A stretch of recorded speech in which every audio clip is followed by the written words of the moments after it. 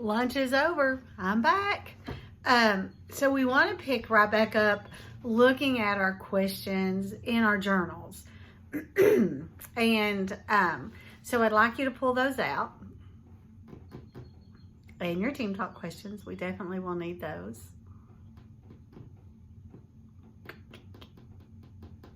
Got them? All right, so let's look at question number 1. In 1 or 2 sentences, summarize the way Jonas responds to his selection. So I want you to remember that with a summary, we do not have to have textual evidence, okay? So for me, I would have to say that Jonas was quite upset and worried about his selection. And I know that because he seems to be nervous and how he's acting, unsure of what's to come. So that shows me that he's really nervous. I also think too, upset works as an adjective to describe him, because as the ceremony was going on, you know, he was upset with the fact that he didn't get chosen and he did not know what his assignment would be. Your answer may be a little bit different, but you got to remember it's all in how you express it to me as far as when we're in a classroom setting to see how it would score. Number 2 says, explain how Jonas's treatment by his friends after the ceremony differs from how they treated him before.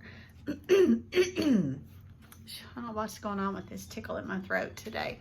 If I found evidence for this on pages 83 and 84. So the way that Jonas's friends treated him before the event, because we want to remember to go back with our end in mind, how they treated Jonas before the event of the ceremony of 12 was just like any other kid. Their relationship was easy. It was kind of like just banter back and forth. What I would consider, and I want you to consider, how you and your friends interact. Okay, it's like it's easy. You don't think about that relationship. Your conversation's easy, that kind of thing. After the event of the ceremony of 12, that's where I'm picking up my textual evidence on page 83. At the top of 83, it says, Jonas felt a moment of hesitation from his friend and uncertainty. So I would say that after the event of the ceremony of 12, that Jonas's friend kind of felt weird about him. And my evidence is that Jonas felt a moment of hesitation from his friend and uncertainty. Further on down the page, I could say also on page 83, it says, someone shouted, "Congratulations, Asher," someone called. Then that hesitation again. You too, Jonas. The last piece of evidence that I think is probably the most important piece is on 84. So, and it says, "See ya," Asher called back. Once again, there was just a moment when things weren't quite the same, weren't quite as they had always been through their long friendship. Perhaps he had imagined it. Things couldn't change with Asher. So it's very cut and dry to me on how things have changed. And I want you to imagine your best friend, whomever that may be, and all of a sudden they, I don't know, become a pop star or music star overnight. Or I don't know, it's hard to imagine. So, and I want you, and it's a huge honor, but you're really not sure how to deal with them now. That's kind of what Asher's experiencing, and the other kids. They really don't know, how to handle themselves. I think it's a Disney movie called not Princess Bride. What is it? Where it's a movie about a young girl who doesn't realize that she is the Princess of Genovia. Y'all girls are probably going, yeah, I know that one now. But she didn't want her friends to know because she didn't want them to be all weird and freaked out. And once they did become aware, initially they were all weird and freaked out. It's that same kind of thing, that weirdness kind of creeped in to their relationship. Number 3, which rule or rules bother Jonas the most? And how can you tell? This could be different for any of you. It could have been number 1, where it says, go immediately at the end of school hours each day to the annex entry behind the house of the old and present yourself. So you might have chosen number 1 because now he's not going to have any time between the end of the school day before he has to go to the annex to have any playtime. So you might have chosen that one. I'm looking at my notes here to see what I'd written down. You could have said number 2, would have gone with that as well. Go immediately to your dwelling at the conclusion of training hours each day. So 1 and 2 kind of go together to where the fact that he is getting no playtime. And so that really seemed to bother him. Either one, those would be absolutely correct. But I'll tell you the one that stands out to me is 8. You may lie. And it stands out to me because at the very end of our reading, he talks about even if he asks an adult flat out, do you lie? Now he has no idea to know if they're telling the truth or not. You know, they've been raised or brought up their whole lives not to lie. And now they've been given this weird permission that it's okay. So he's a little freaked out by that. The last question says, receivers of memory are allowed to do all of the following except. And I hope that when you broke the question down that you circled except. And the reason I'm saying that because that means that 3 of those things listed, the receiver of memory is allowed to do. And only 1 of those they are not. And that would be A. The receiver of memory is not allowed to leave the community. That's in the rules. It actually says you may not apply for release. You are not permitted. That's rule number 7. So when we think about what is he allowed to do, you can always go back to those rules to kind of pinpoint that. Now, our end in mind, we've gone over the questions today, and it took into effect our end in minds here. I will compare and contrast events, characters, and situations in the story. So today's question, or yesterday's question, dealt with an event that had taken place. And then how was our character affected in that manner?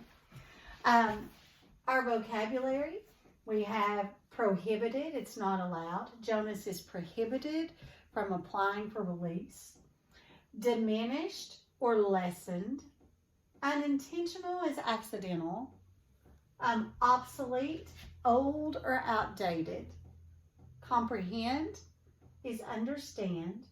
Relinquished, gave up.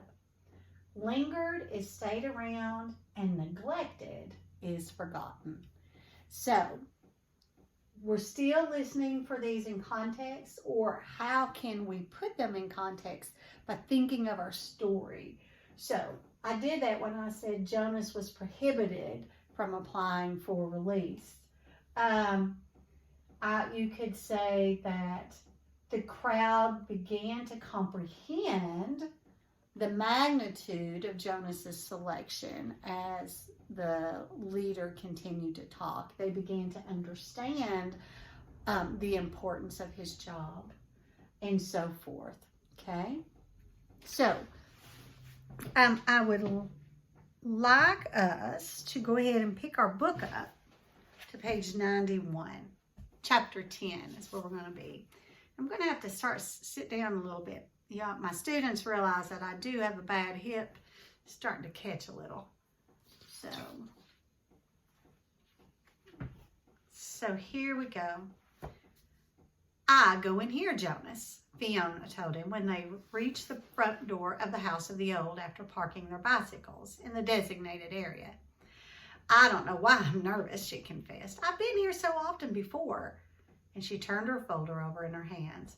"Well, everything's different now," Jonas reminded her. "Even the nameplates on our bikes." Fiona laughed. During the night, the nameplate of each 12 had been removed by the maintenance crew and had been replaced with the style that indicated citizens in training. "I don't want to be late," she said hastily and started up the steps. "If we finish at the same time, I'll ride home with you." Jonas nodded and waved to her and headed around the building toward the annex, a small wing attached to the back. He certainly didn't want to be late for his first day of training either. The annex was very ordinary, its door unremarkable, and he reached for the heavy the heavy handle, then noticed a buzzer on the wall, so he buzzed instead. "Yes," the voice came through a small speaker above the buzzer. "It's Jonas. Come in." A click indicated that the door had been unlatched. So the lobby was very small and contained only a desk at which a female attendant sat working on some papers. She looked up when he entered, and then to his surprise, she stood. It was a small thing, the standing, but no one had ever stood automatically to acknowledge Jonas's presence before. "Welcome, receiver of memory," she said respectfully. "Oh, please," he replied uncomfortably. "Call me Jonas." She smiled and pushed a button, and he heard a click that unlocked the door to her left. "You may go right on in," she told him. Then she seemed to notice his discomfort and to realize its origin. No doors in the community were locked, ever. None that Jonas knew of, anyway. "The locks are simply to ensure the receiver's privacy because he needs concentration," she explained. "It would be difficult if citizens wandered in looking for the Department of Bicycle Repair or something."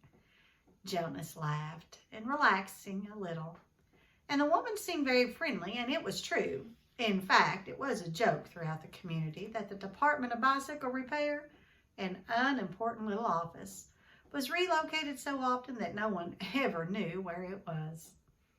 "But," she added, glancing at the wall clock, "he doesn't like to be kept waiting." So Jonas hurried through the door and found himself in a comfortably furnished living room. It was not unlike his own family unit's dwelling. Furniture was standing throughout the community. A practical, sturdy, the function of each piece clearly defined. A bed for sleeping, a table for eating, a desk for studying. All of those things were in this spacious room, though each was slightly different from those in his own dwelling. The fabrics on the upholstered chairs and sofas were slightly thicker and more luxurious. The table legs were not straight like those at home, but slender and curved, with a small carved decoration at the foot. The bed in an alcove at the far end of the room was draped with a splendid cloth, embroidered over its entire surface with intricate designs. But the most conspicuous difference was the books. In his own dwelling, there were the necessary reference volumes that each household contained, a dictionary, and the thick community volume, which contained descriptions of every office, factory building, and committee, and the book of rules, of course. The books in his own dwelling were the only books that Jonas had ever seen. He had never known that other books existed, but this room's walls were completely covered by bookcases. filled with rich to the ceiling.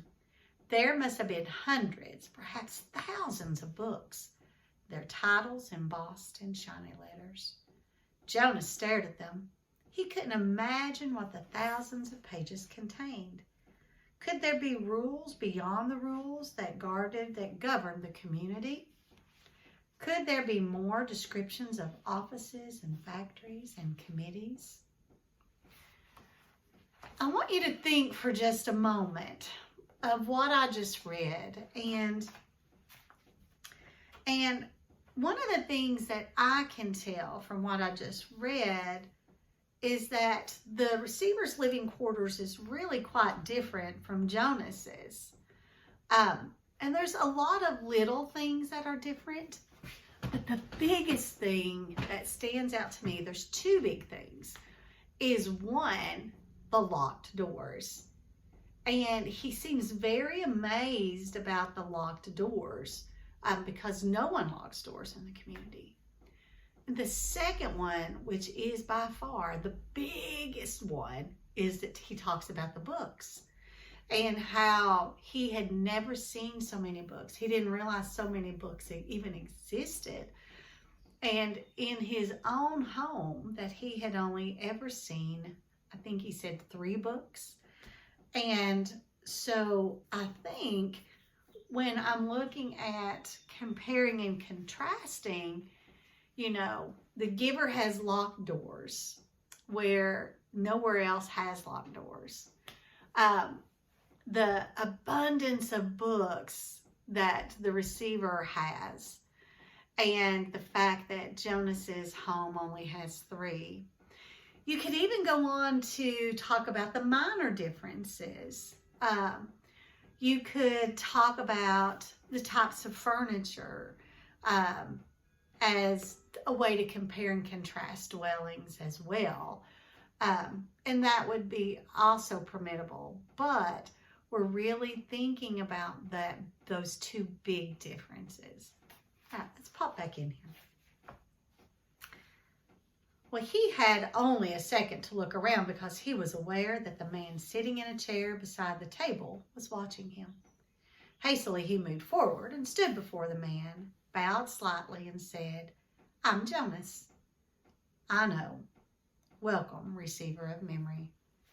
Well, Jonas recognized the man. He was the elder who had been separate from the others at the ceremony, though he was dressed in the same special clothing that only elders wore. Jonas looked self-consciously into the pale eyes that mirrored his own. "Sir, I apologize for my lack of understanding." And he waited. But the man did not give the standard acceptance of apology response.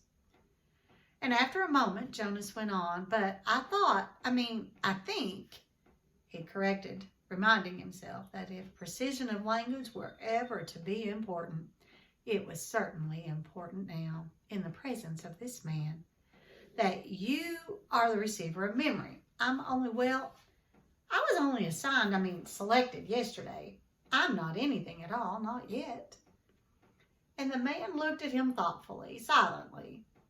It was a look that combined interest, curiosity, concern, and perhaps a little sympathy as well. And finally he spoke. "Beginning today, this moment, at least to me, you are the receiver. I have been the receiver for a long time, a very, very long time. You can see that, can't you?" And Jonas nodded. The man was wrinkled, and his eyes, though piercing in their unusual lightness, seemed tired. The flesh around them was darkened into shadowed circles. "Well, I can see that you are very old," Jonas responded with respect. The old were always given the highest respect. And the man smiled, and he touched the sagging flesh on his own face with amusement. "Well, I'm not actually as old as I look," he told Jonas. "This job has aged me. I know I look as if I should be scheduled for release very soon, but actually I have a good deal of time left. I was pleased, though, when you were selected. It took them a long time. The failure of the previous selection was 10 years ago, and my energy is starting to diminish. I need what strength I have remaining for your training. We have hard and painful work to do, you and I. Please sit down, he said, and gestured toward the nearby chair. And Jonas lowered himself into the soft cushioned seat. And the man closed his eyes and continued speaking. When I became a 12, I was selected as you were. I was frightened, as I'm sure you are. And he opened his eyes for a moment and peered at Jonas, who nodded. The eyes closed again. I came to this very room to begin my training. It was such a long time ago. The previous receiver just seemed just as old to me as I do to you, and he was just as tired as I am today. He sat forward suddenly, opened his eyes and said, "You may ask questions. I have so little experience in describing this process. It is forbidden to talk of it." "I know, sir. I've read the instructions," Jonas said. "So I may neglect to make things as clear as I should," the man chuckled. "My job is important and has enormous honor, but that does not mean I am perfect. And when I tried before to train a successor, I failed. Please ask any questions that will help you." Well, in his mind, Jonas had questions, 1,000, 1,000,000 questions, as many questions as there were books lining the walls. But he did not ask one, not yet. The man sighed and seemed to put his thoughts in order, and then he spoke again. "Simply stated," he said, although it's not really simple at all, "my job is to transmit to you all the memories I have within me, memories of the past." "Sir," Jonas said tentatively, "I would be very interested to hear the story of your life and to listen to your memories." "I apologize for interrupting," he added quickly. And the man waved his hand impatiently. "No apologies in this room. We haven't time." "Well," Jonas went on, uncomfortably aware that he might be interrupting again, "I'm really interested. I don't mean that I'm not, but I don't exactly understand why it's so important. I could do some adult job in the community, and in my recreation time, I could come and listen to the stories from your childhood. I'd like that, actually," he added. "I've done that already in the house of the old. The old like to tell about their childhood, and it's always fun to listen. So think about your own grandparents here, guys. How many times, if you'll sit down and talk with them about your aunts and uncles and your great aunt and uncles and times that they had growing up, the stories that they can kind of give you." And that's what Jonas says he was receiving from the house of the old. And the man shook his head. No, he said, I'm not being clear. It's not my past, not my childhood that I must transmit to you." And he leaned back, resting his head against the back of the upholstered chair. "It's the memories of the whole world," he said with a sigh. "Before you and before me, before the previous receiver and generations before him." And Jonas frowned. "The whole world?" he asked. "I don't understand. Do you mean not just us? Not just the community? Do you mean elsewhere too?" He tried in his mind to grasp the concept. "I'm sorry, sir. I don't understand exactly. Maybe I'm not smart enough. I don't know what you mean when you say the whole world or generations before him. I thought there were only us. I thought there was only now. There's much more. There's all that goes beyond all that is elsewhere. And all that goes back and back and back. I received all of those when I was selected. And here in this room all alone, I re-experience them again and again. And it is how wisdom comes and how we shape our future." And he rested for a moment, breathing deeply. "I am so weighted with them," he said. And Jonas felt a terrible concern for the man suddenly. "It's as if," and the man paused, seeming to search his mind for the right word or description. It's like going downhill through deep snow on a sled, he said finally. At first it's exhilarating, the speed, the sharp, clear air, but then the snow accumulates, builds up on the runners, and you slow and you have to push hard to keep going and... He shook his head suddenly and peered at Jonas. That meant nothing to you, did it? He asked. And Jonas was confused. I didn't understand it, sir. Of course you didn't. You don't know what snow is, do you? And Jonas shook his head. Or a sled? Runners? No, sir, Jonas said. Downhill. The term means nothing to you. Nothing, sir. Well, it's a place to start. I'd been wondering how to begin. So move to the bed and lie face down. Remove your tunic first.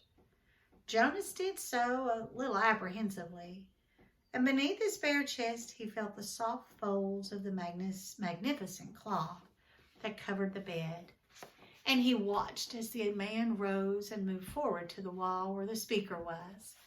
It was the same sort of speaker that occupied a place in his dwelling, but one thing about it was different. This one had a switch, which the man deftly snapped to the end that said off. Jonas almost gasped out loud. To have the power to turn the speaker off, it was an astonishing thing. Then the man moved with surprising quickness to the corner where the bed was, and he sat on a chair beside Jonas, who was motionless, waiting for what would happen next. Close your eyes and relax. This will not be painful. Jonas remembered that he was allowed, that he had even been encouraged to ask questions. What are you going to do, sir? He asked, hoping that his voice didn't betray his nervousness. I'm going to transmit the memory of snow, the old man said, and placed his hands on Jonas's bare back. Now, it just keeps getting weirder and weirder, doesn't it? To not know what a sled is, to not know what a hill is or downhill, seems kind of foreign to us. But that's where Jonas is. I'd like you to break the questions down. I'm going to give you a minute to do that. I'm going to let you read them yourself and break them down.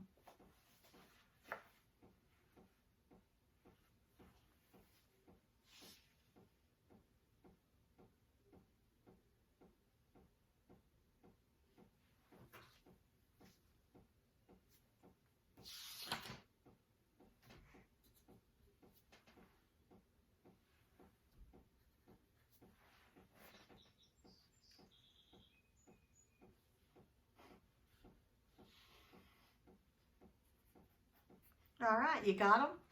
All right, we got about 6 or 7 more minutes. We're going to pick right back up with our reading, okay? Turn my lesson plan over. Jonas felt nothing unusual at first. He felt only the light touch of the old man's hands on his back. He tried to relax, to breathe evenly, and the room was absolutely silent. And for a moment, Jonas feared that he might disgrace himself now on the first day of his training by falling asleep. Then he shivered.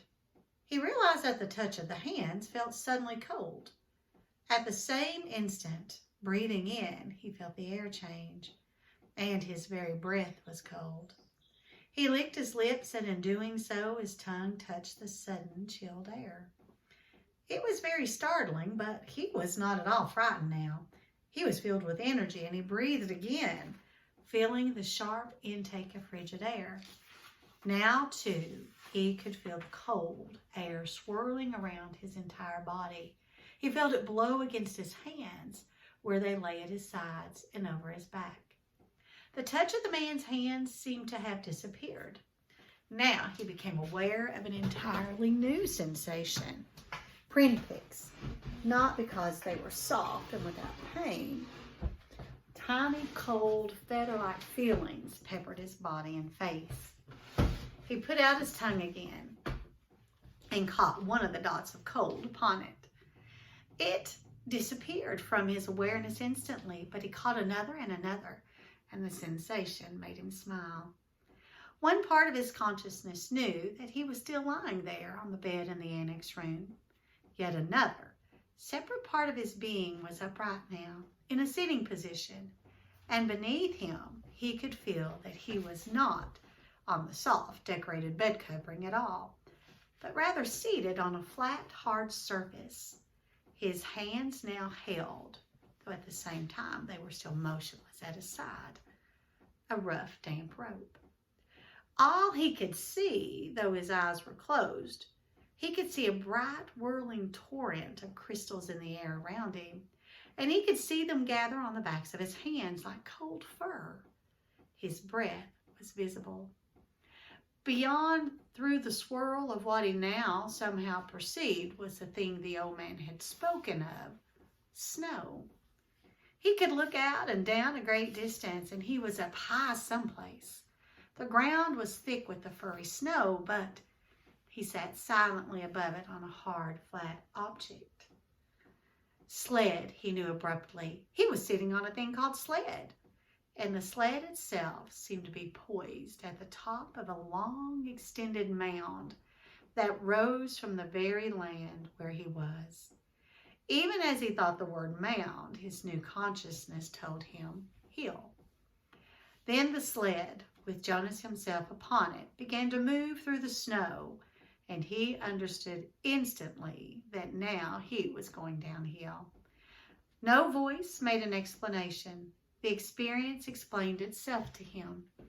His face cut through the frigid air as he began the descent, moving through the substance called snow on the vehicle called sled, which propelled itself on what he now knew without doubt to be runners.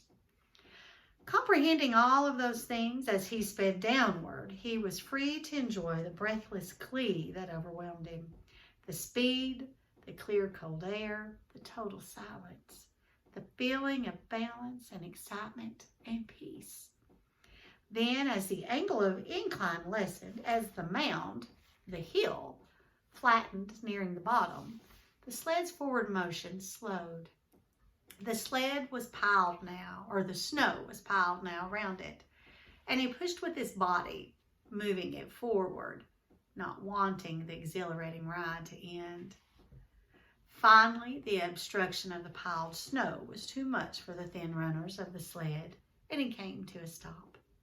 He sat there for a moment panting, holding the rope in his cold hands. Tentatively, he opened his eyes. Not his snow hill sled eyes, for they had been open throughout the strange ride. He opened his ordinary eyes and saw that he was still on the bed and that he had not moved at all. The old man, still behind the bed, was watching him. "How do you feel?" he asked. Jonas sat up and tried to answer honestly. "Surprised," he said after a moment. And the old man wiped his forehead with his sleeve. "Whew," he said. "It was exhausting. But, you know, even transmitting that tiny memory to you, I think it lightened me just a little." "Do you mean, you did say I could ask questions?" And the man nodded, encouraging his question. "Do you mean that now you don't have the memory of it, of that ride on the sled anymore?" "That's right. A little weight off this old body. But it was so much fun, and now you don't have it anymore. I took it from you." But the old man laughed. "All I gave you was one ride on one sled in one snow on one hill. I have a whole world of them in my memory. I could give them to you one by one 1,000 times, and there would still be more." "Are you saying that we could do it again?" Jonas asked. "I'd really like to. I think I could steer by pulling the rope. I didn't try this time because it was so new." And the old man, laughing, shook his head. "Maybe another day for a treat. But there's no time really just to play. I only wanted to begin by showing you how it works." "Now," he said, turning businesslike, "lie back down, I want to." And Jonas did. He was eager for whatever experience would come next. But he had suddenly so many questions. "Well, why don't we have snow and sleds and hills?" he asked. "And when did we in the past? Did my parents have sleds when they were young? Did you? The old man shrugged and gave a short laugh. No, he told Jonas. It's a very distant memory. That's why it was so exhausting. I had to tug it forward from many generations back. It was given to me when I was a new receiver, and the previous receiver had to pull it through a long time period too. But what happened to those things? Snow and the rest of it. Climate control. Snow made growing food difficult, limited the agricultural periods, and unpredictable weather made transportation almost impossible at times. It wasn't a practical thing to sow. It became obsolete when we went to sameness. And hills too, he added. They made conveyance of goods unwieldy. Trucks and buses, they slowed them down. So he waved his hand as if a gesture had caused hills to disappear. Sameness, he concluded it. And Jonas frowned. I wish we had those things still, just now and then. And the old man smiled. So do I, he said. But that choice is not ours. But sir, Jonas suggested, since you have so much power. And the man corrected him. Honor, he said firmly. I have great honor. So will you, but you will find that this is not the same as power. Lie quietly now. Since we've entered into the topic of climate, let me give you something else. And this time, I'm not going to tell you the name of it because I want to test the receiving. You should be able to perceive the name without being told. I gave away snow and sled and downhill and runners by telling them to you in advance. So without being instructed, Jonas closed his eyes again and he felt the hands on his back again and he waited. Now it came more quickly. The feeling. This time the hands didn't become cold, instead began to feel warm on his body. They moistened a little. The warmth spread, extending across his shoulders and up his neck, and to the side of his face, and he could feel it through his clothed parts too. A pleasant all-over sensation. And when he licked his lips this time, the air was hot and heavy. That's where the reading is going to stop today. That would be our, what we would call our partner reading stop. I would like you to answer question 1 in your journal. We'd only started beginning to look at question 2 in our reading. So, going to answer question 1 in your journal. I forgot to tell you, though, that I need you for Team Talk Day 2, which is the questions you're on. Your evidence would be from pages let me see, where did we start? 101, and it will stop on, I want to think 110, okay?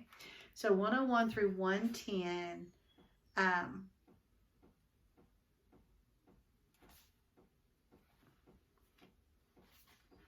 is where I think it should stop. I may have to change that tomorrow, but that's what we're going to say at the moment. All right, we good? All right, see you in a minute.